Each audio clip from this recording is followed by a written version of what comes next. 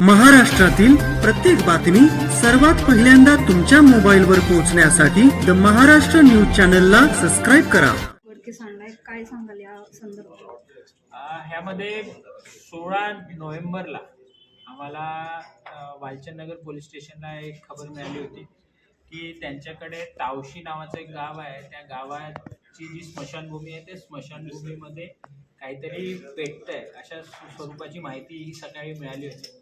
आणि मग ते आमची टीम तिथे गेली असता असं लक्षात आलं की तिथे काही जमिनीवर ब्लडचे मार्क्स पण आहेत आणि तिथे जी चिता जिथे पेटवतात तिथे पण काहीतरी पेटतं आहे, परंतु ते सगळं पेटून गेलेलं होतं.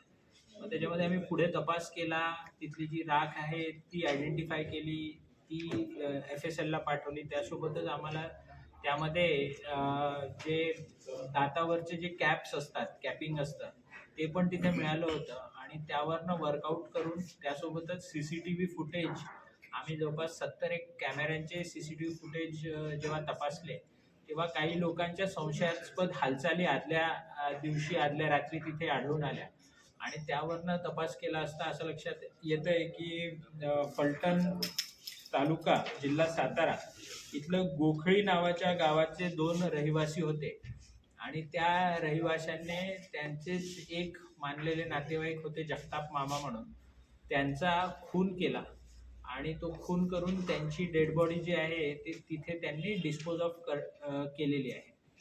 त्यामध्ये खुनाचं कारण त्यांच्या घरी असलेल्या महिलेवर ह्या मैताची वाईट नजर होती ह्या संशयातून सदरचा प्रकार घडलेला आहे.